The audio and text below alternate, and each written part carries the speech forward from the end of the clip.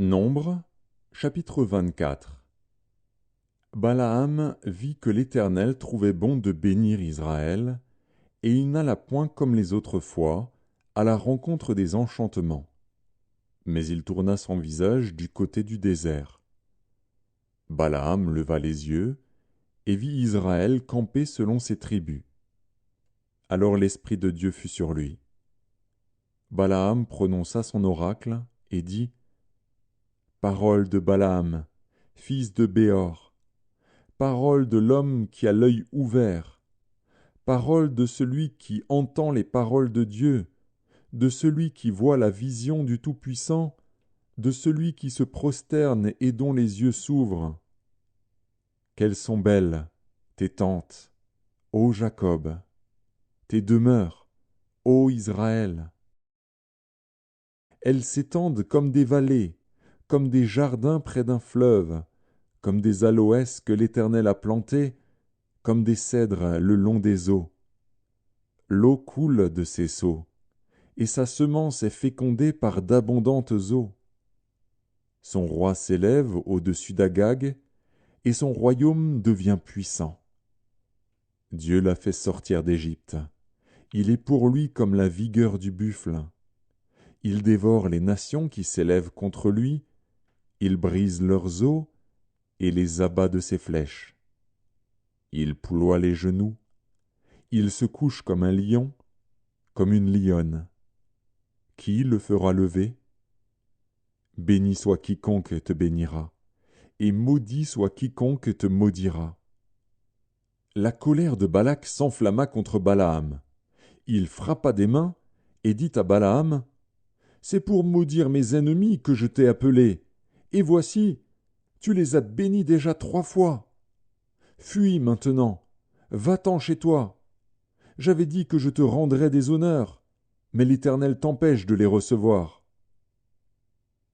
Balaam répondit à Balak, « Eh, n'ai-je pas dit au messager que tu m'as envoyé? Quand Balak me donnerait sa maison pleine d'argent et d'or, je ne pourrais faire de moi-même ni bien ni mal contre l'ordre de l'Éternel. Je répéterai ce que dira l'Éternel. Et maintenant voici, je m'en vais vers mon peuple.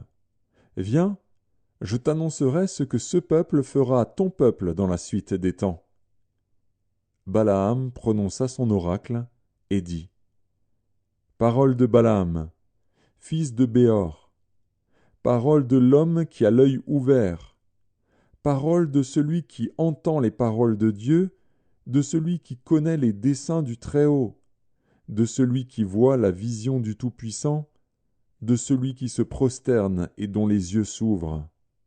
Je le vois, mais non maintenant. Je le contemple, mais non de près. Un astre sort de Jacob, un sceptre s'élève d'Israël. Il perce les flancs de Moab, et il abat tous les enfants de Seth. Il se rend maître d'Édom, il se rend maître de Séhir, ses ennemis. Israël manifeste sa force. Celui qui sort de Jacob règne en souverain, il fait périr ceux qui s'échappent des villes. Balaam vit Amalek. Il prononça son oracle et dit, « Amalek est la première des nations, mais un jour il sera détruit. » Balaam vit les Kéniens. Il prononça son oracle et dit, « Ta demeure est solide, et ton nid posé sur le roc. Mais le Kénien sera chassé, quand l'Assyrien t'emmènera captif. » Balaam prononça son oracle et dit, « Hélas, qui vivra après que Dieu l'aura établi? Mais des navires viendront de Kittim, ils humilieront l'Assyrien, ils humilieront l'Hébreu, et lui aussi sera détruit. » Balaam se leva, partit, et retourna chez lui. Balak s'en alla aussi de son côté.